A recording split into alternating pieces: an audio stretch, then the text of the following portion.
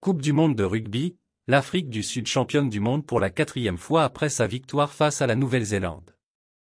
Les Springboks ont dominé les All Blacks sous la pluie du Stade de France, samedi, 12-11, et conservent leur titre mondial acquis en 2019. Le roi garde sa couronne.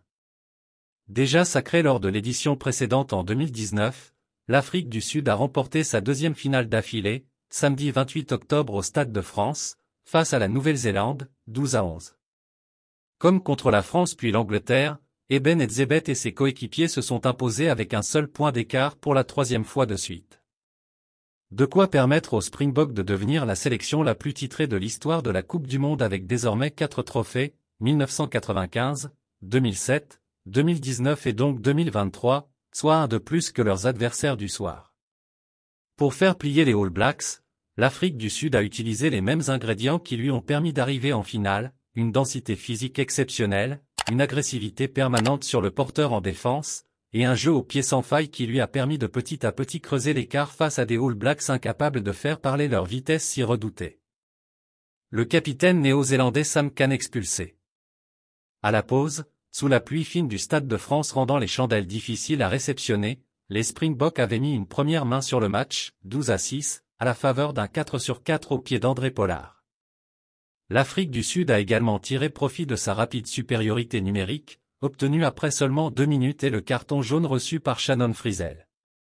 Malgré ce bunker aux allures de premier avertissement, les Néo-Zélandais ont ensuite récolté un carton rouge et perdu leur capitaine Sam Cane, fautif d'un plaquage au cou sur Jesse Kriel, 34e, qui restera comme la première expulsion de l'histoire en finale de Coupe du Monde. Alors que Rico Ioane, 37e, Siya Kolisi, 42e, puis Kurtley Arendse, 45e, ont été tout proches d'inscrire le premier essai du match, l'Afrique du Sud, même réduite à son tour à 14 après le carton jaune de son capitaine Kolisi, 46e, a continué son travail de sape après la pause avec l'apport des remplaçants, si précieux dans sa stratégie. Organisée en 7-1, 7 avant, 1 arrière, une stratégie très rare qui leur avait déjà permis d'infliger la plus lourde défaite de leur histoire aux All Blacks en préparation fin août, 35-7, les Springboks ont été récompensés même si tout ne s'est joué qu'à un point. Mo'unga et Barrett ratent le coup de pied décisif.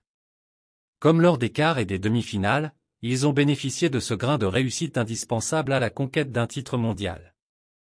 Ils ont par exemple été épargnés de l'essai d'Aaron Smith, 55e, annulé par la vidéo à cause d'un en avant d'Hardy Savea.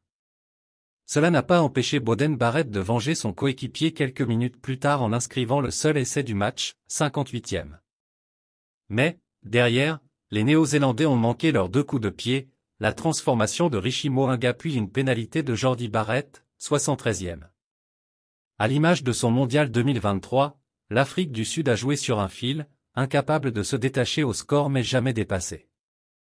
Voici les Springboks désormais quadruples champions du monde, et les deuxièmes à conserver leur titre après la Nouvelle-Zélande en 2011 et 2015. Depuis le sacre de l'Angleterre en 2003, soit 5 éditions de suite, jamais le titre n'a échappé à ces 2 nations, signe de leur emprise sur le rugby mondial. Merci de bien vouloir activer la cloche et de cliquer sur j'aime.